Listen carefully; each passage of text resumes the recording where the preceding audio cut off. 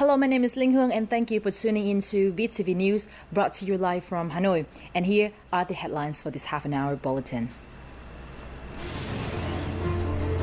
Vietnamese ambassador to the United States stressed that Vietnam does not accept any act of coercion in an interview granted to CNN. Let's check out Myanmar's potentials for Vietnamese businesses. And Green Building explore tailored strategies across different climate zones in Vietnam. Vietnamese ambassador to the United States Nguyễn Quốc Cường has stressed that Vietnam wants to develop friendly ties with China, but it does not accept any act of coercion or threat. Cường put forward his view in an interview granted to CNN on May 28th, condemning China's illegal placement of its floating oil rig Hải Dương 981 deep inside Vietnam's exclusive economic zone and continental shelf. Mr. Ambassador, welcome to the program and thank you for joining me. Thank you for inviting me to the program. Can I ask you first, recently you all said, China and Vietnam, that your relations were onto a much better foot, that things were going much better between you. What has happened and can it be rebuilt, this relationship? Yes, Vietnam-China relations in the last year has been improved, but all of a sudden, China sent its oil rig and a large contingent of vessels to escort the oil rig into Vietnam's waters. And it's a serious violation of Vietnam's sovereignty and sovereign rights. And the Vietnamese people, we have no other way but to respond peacefully but resolutely. I spoke to China's ambassador to the United States, Ambassador Sui Tiankai. I spoke to him last week. Basically, he says they don't want a conflict with Vietnam, but that China only has one rig, that these are undisputed waters, they're international waters. And he says you actually, Vietnam, has 30 oil rigs. Yeah. You see that, China is creating facts on the ground by, changing the status quo. It's in the continental shelf, exclusive zone of Vietnam, not in the disputed area. So China, by doing so, China is trying to turn an undisputed area into a disputed area, and that is unacceptable. And talking about Vietnam's oil and gas exploration and exploitation activities, we've been doing it for decades, but it's in the continental shelf, in the exclusive economic zone of Vietnam, not in the disputed area, waters. So, and foreign companies, so many foreign companies are cooperating, doing business with Vietnam in the oil and gas exploration. Do you believe that they would do it if they think it's in the disputed area? I don't think so. All right, but, And in 2012, China also offered some bidding, international bidding, for some oil blocks in the continental shelf of Vietnam, and no foreign country accepted their bidding, their offer. But you're seeing the way China is making these claims in, for instance, the disputed islands with Japan, and also with various territorial issues with the Philippines. Now, your issue has caused a lot of protests in your country, but I want to ask you, as you deal with those protests, how do you expect to get protection from China? Because America, while you've got relations, you're not under America's security or treaty umbrella in this regard. Yeah, you see that, Vietnam is following an independent foreign policy. You want good relations with China, you want good relations with the United States and other countries. And, but we cannot accept the coercion, you cannot accept threats. And when the issue of sovereignty and national integrity is concerned, the Vietnamese people are very determined to defend our sovereignty rights. And no country should underestimate the Vietnamese people's determination to defend our sovereignty and sovereign rights. For the Vietnamese, 100% Vietnamese, no matter where they live, in Vietnam, in the United States, or in other countries, we all believe that for Vietnamese, nothing is more precious than independence and freedom. Well, we'll continue to watch. Ambassador Win Kuk Kuyan, thank you very much indeed for joining me from Washington. Thank you. And that was Vietnamese ambassador to the United States, Nguyễn Quốc Cường, giving his answers to CNN reporter Christiane Amanpour. Now, visiting United States Senator Ben Cardin attended a press conference in Hanoi yesterday to express United States opposition to China's unilateral actions in the EC. He added that the recent attack on a Vietnamese fishing boat was unacceptable. Thank you. At the press briefing in Hanoi, Cardin said that Chinese actions also affect the interests of the United States. The U.S. Senator, who is chairman of the Senate Foreign Relations Subcommittee on East Asian and Pacific Affairs, told journalists that the increased tension in the EC was high on the agenda of his meeting with Vietnamese officials over the past 2 days. Cardin said that the situation in the EC is very tense, and the U.S. has urged China to take actions to de-escalate it rather than to provoke Vietnam through the presence of military vessels and interference with maritime activities. Cardin announced that the Senate Foreign Relations Committee, on which he serves, has considered a resolution that condemns the use of force and advocates a peaceful diplomatic resolution to competing territorial and maritime claims. The resolution has been approved by the committee and is expected to be discussed on the Senate floor shortly. China's acts in the EC show that the United States needs a strong presence in the Asia-Pacific region. The statement was made by United States Congressman J. Randy Forbes, chairman of the Sea Power and Projection Force Subcommittee under the House Armed Services Committee, following the sinking of a Vietnamese fishing boat by Chinese ships on May 28th.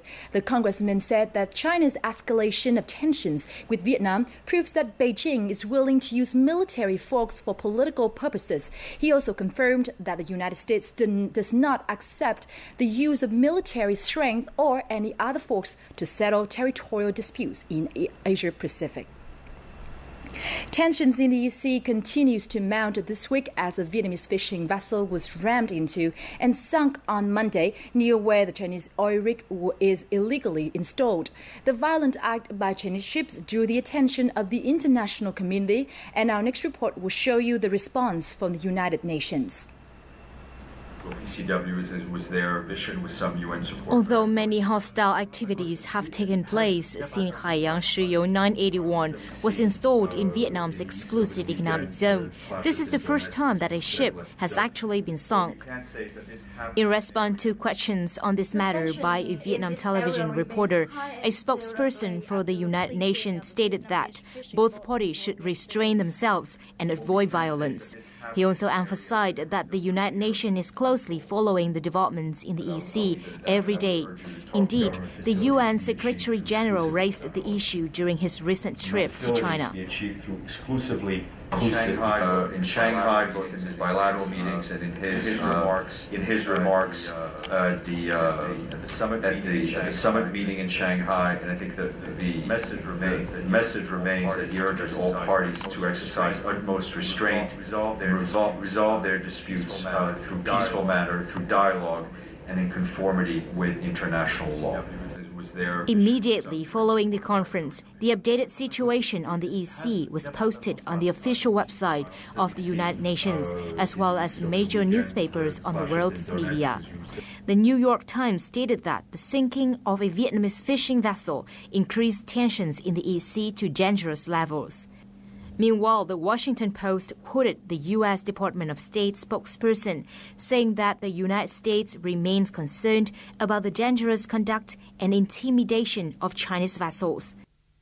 "You sank my fishing ship" was a more detailed analytical article posted on the website foreignpolicy.com. The violent actions of China's ships 3 days ago on Monday is facing strong opposition from the general public internationally. Japan will cooperate with ASEAN countries to prevent China from using violence in the EC. This announcement was made by Japanese Prime Minister Shinzo Abe in front of the Japanese National Diet on Wednesday. Mr. Abe expressed his concern over tensions in the EC and stressed that Japan is currently working with ASEAN countries to implement the necessary legal measures to curtail China's illegal and aggressive actions in the EC. Mr. Abe will speak at the upcoming ASEAN Shangri-La Dialogue, which takes place from May 30th to June 1st. At this summit, he will discuss the security situation in the EC with the international community.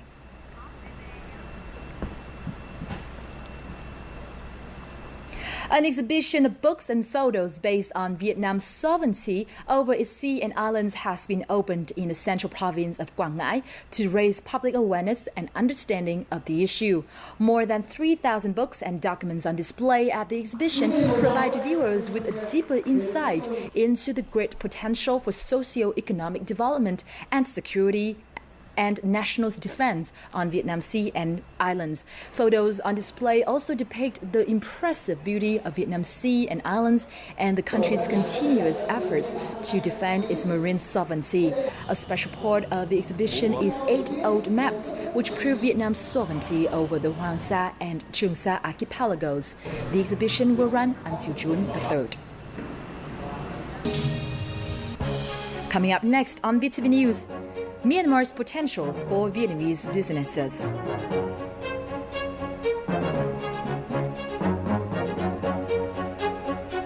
And green buildings explore tailored strategies across different climate zones of Vietnam.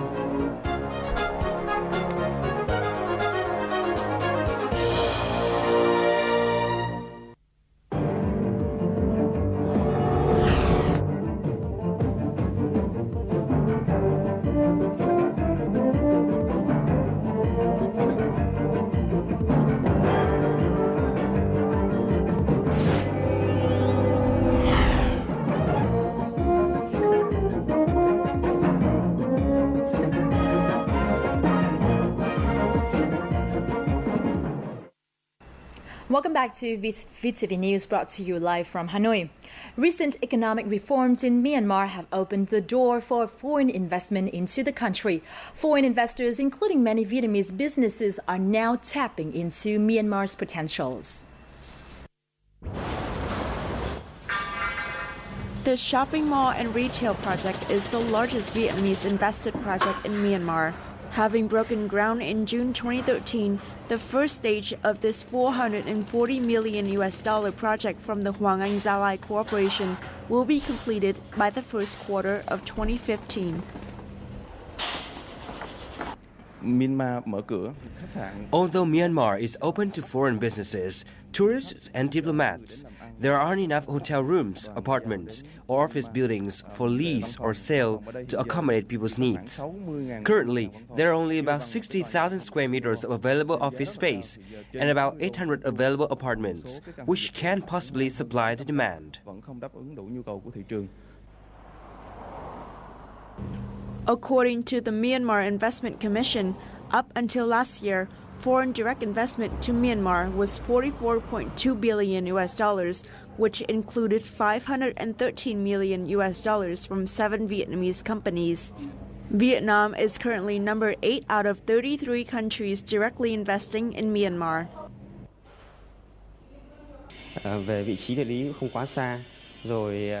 Vietnam and Myanmar are close, both geographically and culturally. I think that's an advantage for Vietnamese companies now that Myanmar's economy is fully opened and their investment laws have been improved. Myanmar's government is currently seeking foreign investment in such sectors as forestry and aquatic products, household appliances, textiles, and natural gas. Thanks to sound diplomatic relations between the two countries, Vietnamese businesses can enjoy favorable investment conditions. Vietnam has developed economically in a very short period of time. This is how we are trying to develop our economy. We will try to promote the small and medium-sized enterprises that will be the major part of the economy of our country. Despite the advantages, Vietnamese investments into Myanmar have yet to reach their full potential. However, with the country's new economic policies, Vietnamese investments into Myanmar are expected to reach $1 billion by 2015. The central province of Guangnam, with a 120-kilometer-long coastline and a large, diverse fishing ground, has a huge potential for developing marine and coastal economy. However, this potential has not been fully utilized due to bad planning, a lack of key investment policy, and above all, a weak link among different stages of production. The following report takes a closer look at the issue that Guangnam province is currently facing. There are 10 triggerfish processing facilities in Bingming Commune, Guangnam Province. This is one of them. The facility employs nearly 100 laborers and uses tons of materials on a daily basis. However, most of the materials are imported, despite an abundant source of local fish. This shows a weak link and lack of communication between processing facilities and fishermen. People here just focus on their own jobs. Working as part of a cooperative is complicated. We find it easier to work as individuals.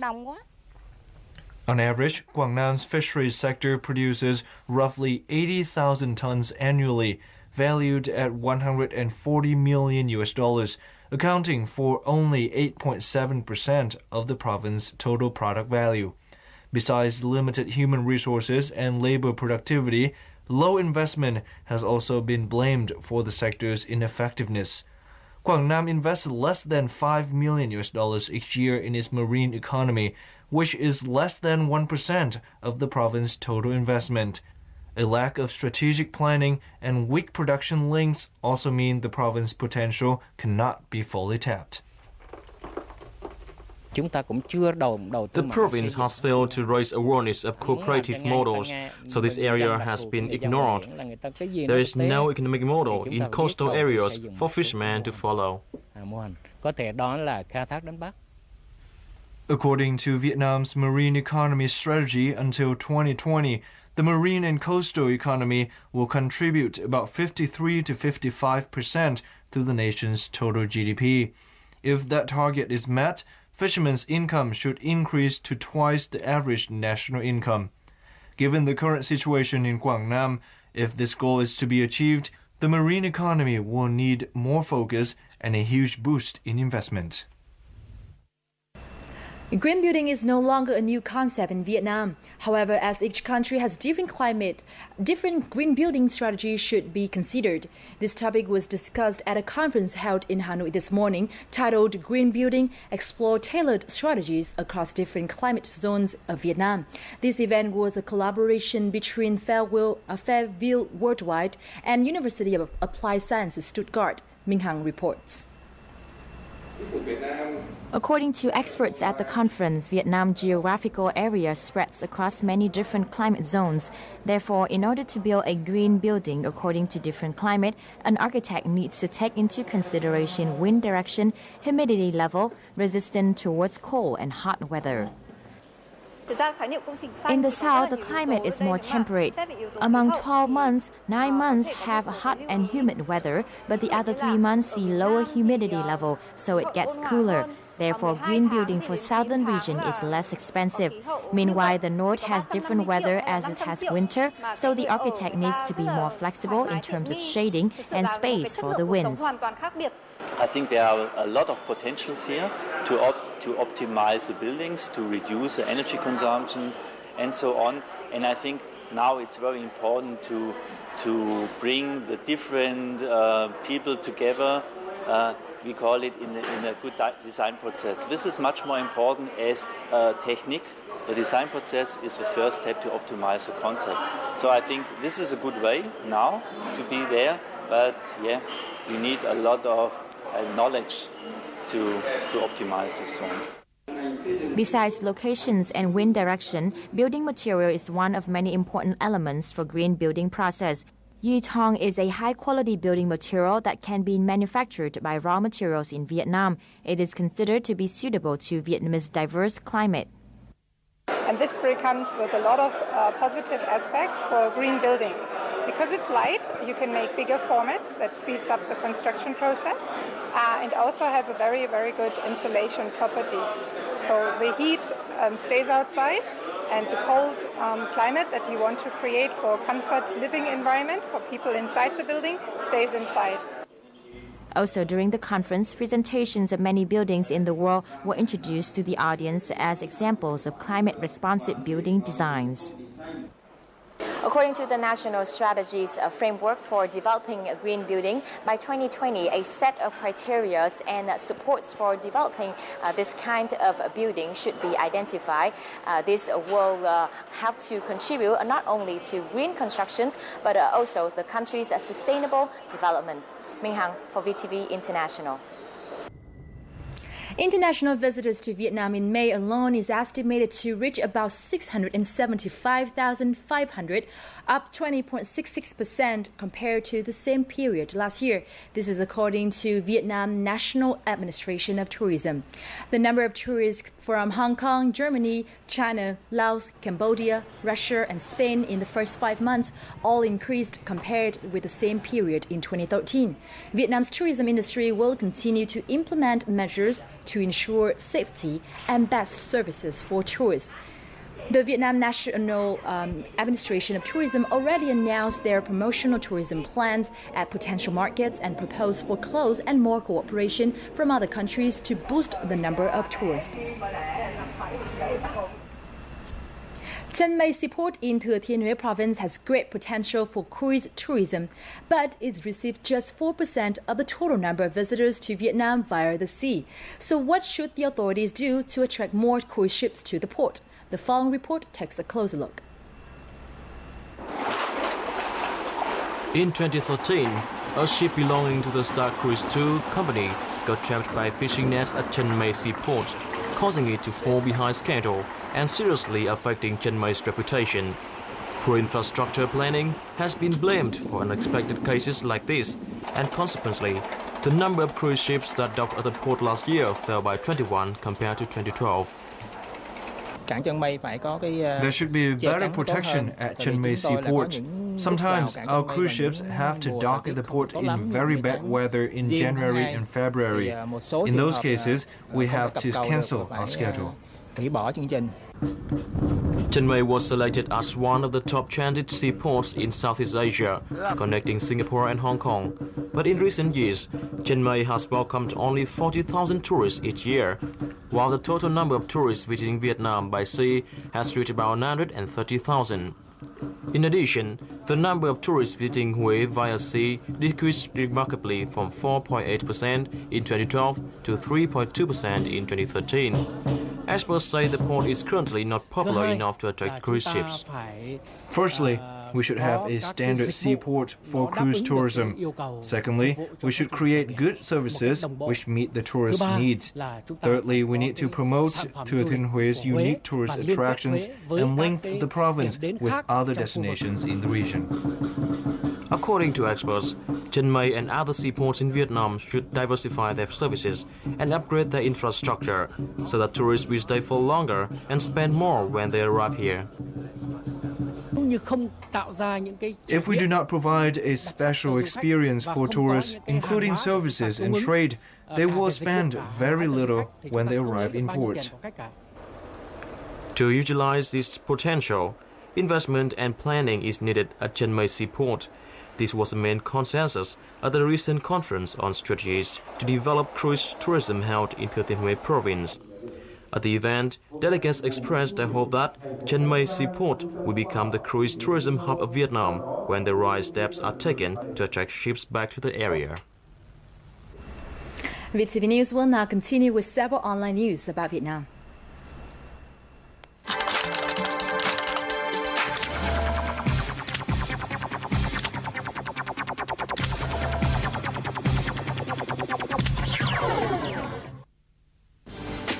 Saigon Giải Phóng reports that the Argentinian Acercándonos Ediciones publishing house has released a book to honor late President Ho Chi Minh's thoughts and remind local readers of the majestic history of Vietnam's fight against foreign aggressors.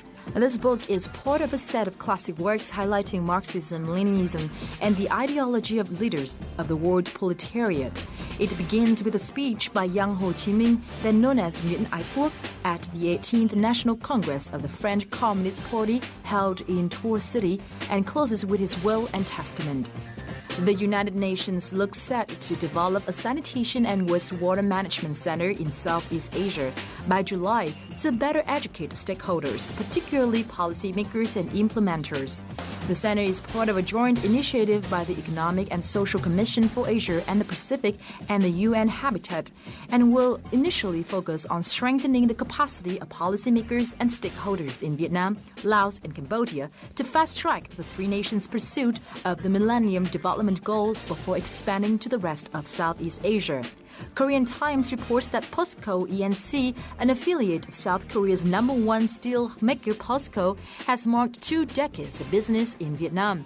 The construction firm has built 2 landmark structures since 1995 in Vietnam: the Diamond Plaza Complex, its first luxury shopping center in Ho Chi Minh City, and the Post Lillamad steel plant, which is 60 kilometers away from Hanoi.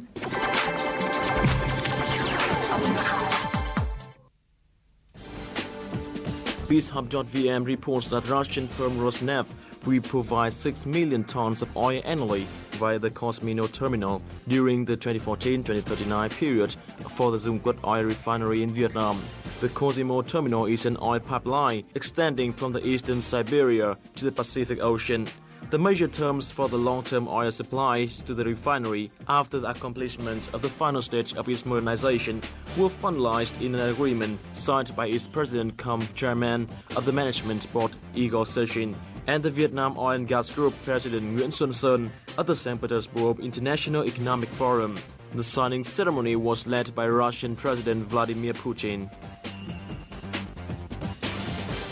Philippines and Vietnam has targeted to achieve $3 billion bilateral trade by 2016, as compared to $2.6 billion posted last year.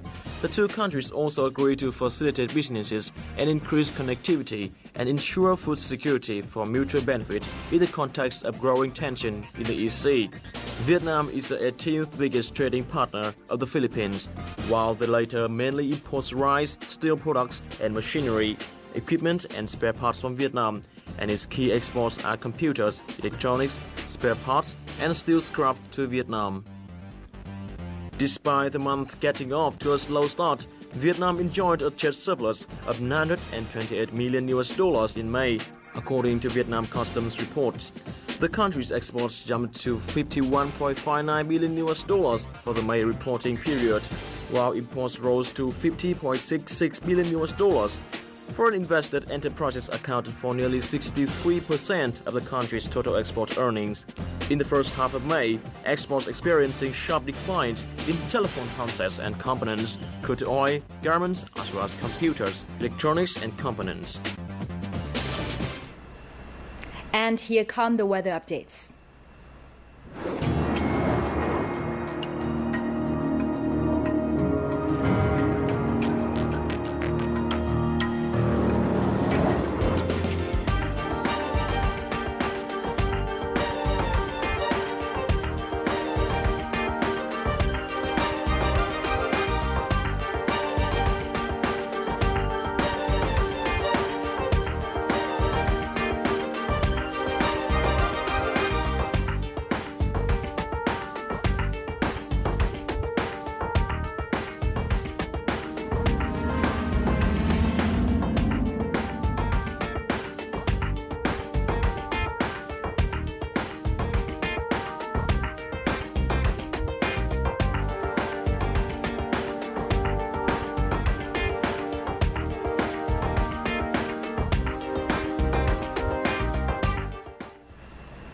And that wraps up our VTV News at this hour. Thank you very much for watching. And for now, goodbye from Hanoi.